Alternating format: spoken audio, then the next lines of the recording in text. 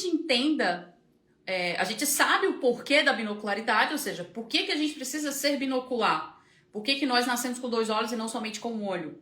É porque nós somos realmente uma espécie, né, que se movimenta, que tem mobilidade e que todo o nosso, como é que eu posso dizer, toda a nossa evolução foi pautada por modificações também a nível dessas respostas visuais, né? Então a maneira que a gente organiza o nosso sistema visual é para favorecer a nossa evolução, é para favorecer o nosso desenvolvimento dentro dos contextos dos últimos séculos, né, que o Homo sapiens, enfim, desde as cavernas, ele acabou sofrendo aí as mudanças variantes de acordo com a nossa história, né, da história de evolução.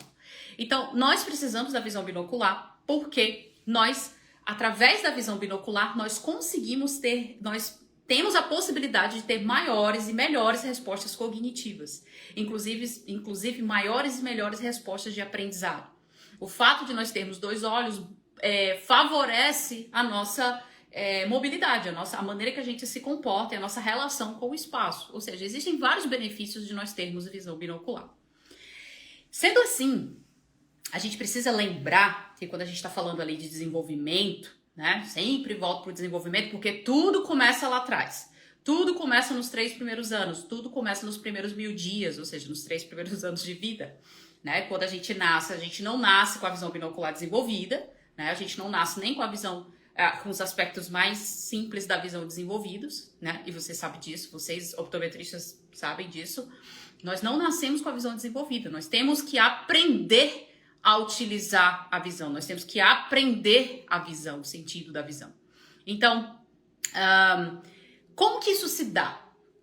À medida que quando a gente nasce com essa imaturidade do sistema visual, nós nascemos com um sentido, com um outro sentido que ele se sobressai do sistema visual, que é o sentido, que é não vou falar sentido, nem sei se é certo falar sentido, que é o sistema vestibular, vou usar essa palavra. Nós nascemos com o sistema vestibular, que é o nosso sistema de equilíbrio, tá? É um dos nossos controles aí principais do equilíbrio. Nós nascemos com as estruturas do sistema vestibular muito bem mielinizadas, o que significa que as rotas do sistema vestibular, elas nascem meio que prontas para serem utilizadas. Diferente do sistema visual, que a mielinização ainda vai acontecer em diversos aspectos, né? Ou seja, a estruturação neuronal ainda vai acontecer quando a gente nasce. E o sistema vestibular não, ele já tem praticamente sua estrutura lá mielinizada, pronta para ser utilizada. É tanto que a criança, quando está na barriga da mãe, ela já está ali se movimentando e é justamente essa movimentação que favorece, que faz com que realmente o sistema vestibular ele já tenha determinada organização, determinada funcionalidade que quando o bebê sai, isso já vai ajudando no processo de desenvolvimento motor e sensório-motor da criança de maneira global. Ou seja, a criança nasce com o sistema visual imaturo, só que nasce com o sistema vestibular pronto para ser utilizado ou já em funcionalidade. O fato de a criança ter um sistema vestibular mais ou menos em funcionalidade, ou mais ou menos já atuante, faz com que a criança, isso favorece para que a criança ela comece a utilizar habilidades motoras nos primeiros meses de vida. E essas habilidades motoras, elas são bem sutis. Para quem aí segue a linha dos reflexos primitivos, ou seja, que conhece um pouco dos reflexos primitivos, sabe também que a gente nasce com alguns movimentos estereotipados. Movimentos estereotipados determinados assim pelo tronco encefálico, né? Porque a parte cérebro ainda não está desenvolvida, a parte cortical ainda vai ser desenvolvida.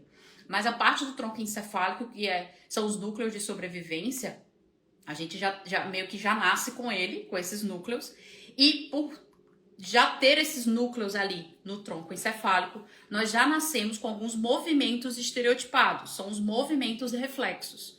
Então, junta os movimentos estereotipados, que são reflexos, com o sistema vestibular, que está pronto para ser utilizado e que já tem uma certa funcionalidade, não perco a linha de raciocínio, eu estou bem no começo, o sistema visual não está desenvolvido ainda, tá? Eu estou bem nos primórdios do desenvolvimento. Então, essa junção desses dois fatores faz com que a criança comece a ter esses estímulos que são reflexos de movimentação da cabeça, de movimentação das mãos, dos pés, já tendo algum estímulo para realizar depois outros movimentos que são mais complexos e que não são reflexos, certo? Então, acontece uma sequência de eventos que não é bem assim uma coisa atrás da outra, são coisas meio que paralelas, mas acontece uma sequência de eventos que vai favorecendo esse movimento, essa movimentação inicial da criança, certo? E daí a gente vai voltar ali lá no comecinho, né, que a criança começa tipo a mexer um pouquinho mais a cabeça, né? Vai ter aquele período que a criança vai começar a querer virar o corpinho, né? Para poder começar a rolar. É todo um passo a passo. Ela vai primeiro virar com a barriguinha para baixo. Aí isso vai fortalecer os músculos do pescoço, né, da cervical, favorecendo ali a movimentação da cabeça. Por isso a importância de deixar a criança no chão, para ela ter esse contato com o chão e ter essas posturas, né, essas mudanças de postura, porque tudo isso vai estimulando áreas corticais, sensoriais e motoras para esse desenvolvimento do corpo, certo? Da mobilidade corporal. À medida que isso vai acontecendo, o nosso corpo vai se posicionando quando a gente é bebezinho, e esse posicionamento e essas variações de posicionamento, seja quando vai para o berço dormir, seja quando a mãe coloca para mamar, por exemplo, o mamar, a criança uma hora está numa posição, depois a criança vira para o outro lado. Então essas mudanças de posição do mamar faz com que a gente tenha uma mudança de fixação, né? Mudança de posição da cabeça, mudança de fixação. Então qualquer movimento corporal que é feito nessa fase também está estimulando os movimentos oculares, certo? Então, se a criança está virando a cabeça, se você está com a criança no colo e está fazendo determinados movimentos em que ela movimenta os olhos, ou está colocando alguma coisa bem na frente dela em que ela está tendo a possibilidade de movimentar os olhos, tudo isso vai ajudando nessa organização, tanto da parte motora global da criança, quanto da parte binocular, da parte de estimulação visual. Se vocês pensarem, uma coisa vai acontecendo junto da outra. Então, o fato de a criança ter esses estímulos para a mobilidade corporal, ou seja, os movimentos reflexos, junto com o movimento que a criança vai adquirindo com a estimulação feita em casa, estimulação que eu digo é colocar a criança no colo, tirar a criança do carrinho, colocar no berço, tirar do berço, colocar no chão, isso é movimentação. E claro, tem outras coisas muito mais ativas do que fazer coisas muito passivas, que só movimentar a criança de um canto para o outro, né? Obviamente tem uma estimulação que você pode fazer que é muito melhor. Mas enfim, todo esse processo, tá, de movimentação corporal reflexa junto com a movimentação e estímulo do ambiente vai também junto estimulando as habilidades visuais. Acontece junto, tá? Não tá separado. Então, esses sistemas, eles não se desenvolvem de forma separada. Vocês têm que entender isso, tá tudo muito integrado. Até porque se a gente está falando de sistema vestibular, ou seja, de equilíbrio, o sistema vestibular, o equilíbrio, aliás, ele é coordenado pelo sistema vestibular, sistema visual, o cerebelo e o sistema cervical, né? É uma relação entre cabeça, sistema vestibular, visão e cerebelo. Então, essas conexões fazem o nosso equilíbrio. Então, a gente nasce, né, com o sistema vestibular mais pronto para isso, o sistema visual ainda vai se organizar para isso, e aí esse processo vai acontecendo junto, tá? À medida que isso vai acontecendo, a criança ela vai chegar um momento, por exemplo, que ela vai começar a rolar, né, para um lado e para o outro. Quando ela rola, os olhos fazem um determinado movimento para um lado, um determinado movimento para o outro. Tem ajustes de foco, porque quando a criança está olhando um objeto mais próximo, ou de repente quando ela está sendo amamentada. Então isso tudo vai incentivando as habilidades visuais, certo? Nós temos 2 braços e 2 pernas, 2 ouvidos, 2 olhos. Todos esses membros, essas estruturas, são 2 por algum motivo, certo? Então nós temos braço direito e braço esquerdo. Para quem é destro, acaba desenvolvendo desenvolvendo as habilidades finas para o braço direito e as habilidades mais de base para o braço esquerdo. Com a perna direita e a perna esquerda é a mesma coisa, que a gente vai falar aí da lateralidade. E para os ouvidos, para audição, nós temos a não sei se é estereoaudição, estereoacuidade, não. Ai, faltou a palavra. É como se fosse a estereopsia da audição, faltou a palavra. Então nós temos 2 ouvidos que vão eles não se movimentam, né? Então, tipo, a produção do som nesse sentido é diferente em relação à visão, porque os olhos se movimentam e a audição não. Mas nós vamos ter dois ouvidos justamente para poder a gente ter uma estéreo... Ah, gente, faltou a palavra. Para ter uma diferença de som entre um ouvido e outro, para ter uma percepção de estéreo, som estéreo, né? E nós temos dois olhos também para o mesmo motivo. Só que a diferença dos olhos para a audição, para o ouvido, é que os olhos se movimentam.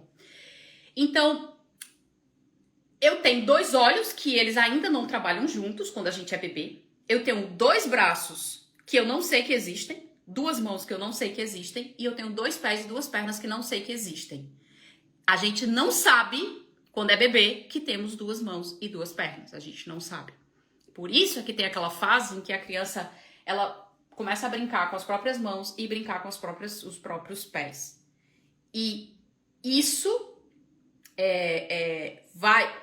quando isso acontece é porque no cérebro já está se desenvolvendo as áreas relativas àqueles membros e a criança se dá conta disso e daí vai havendo aquela troca e tudo mais. Paralelo a isso, vai tendo o estímulo dos dois olhos, certo? Por que eu tô dizendo essa questão de separação do membro? Mão direita, mão esquerda, perna direita, ouvido direito, ouvido esquerdo, olho direito, olho esquerdo. Porque a gente vai construir a percepção de que nós temos dois lados do corpo e que nós temos dois membros e que eles têm utilidades diferentes até certo ponto, certo? Ou seja, a gente vai aprender a utilizar essas... eu não sei se é estereofonia, Paty, não sei, eu não me lembro a palavra, não sei se é essa palavra, tá? Fugiu, estereoacusia, fugiu o nome. Então a gente tem que aprender a usar, a construir, né, esses mapas corticais ali no cérebro dessas regiões. E para os olhos não é diferente. Então nosso sistema visual ele começa a se desenvolver paralelo a todas essas coisas e a gente começa a desenvolver habilidades monoculares do olho direito, habilidades monoculares do olho esquerdo, ou seja, fixação, acomodação, acuidade visual, que são habilidades monoculares, e paralelo a isso a gente vai desenvolvendo habilidades binoculares. Aí vem a fusão, a estereopsia.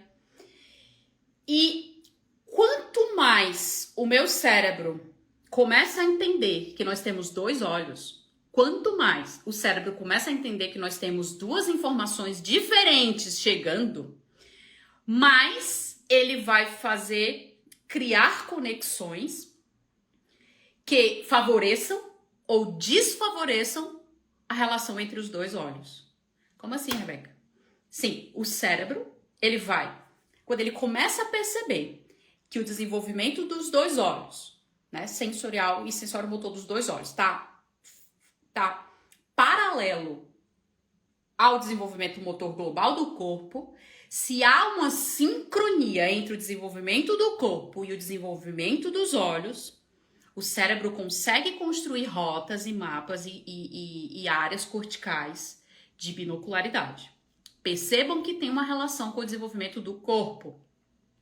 Se eu consigo coincidir o desenvolvimento corporal com o desenvolvimento visual, certo? Se está favorecido isso no processo, o meu cérebro tem a grande chance de o meu cérebro conseguir desenvolver, realmente utilizar as informações do olho direito e do olho esquerdo de forma organizada. É como se o cérebro fosse dizer assim, tá tudo favorável pra gente ter binocularidade, tá tudo favorável. O corpo tá indo bem, os olhos estão indo bem, tá tudo paralelo, tá tudo fazendo sentido, então, ok, dá pra desenvolver binocularidade aqui.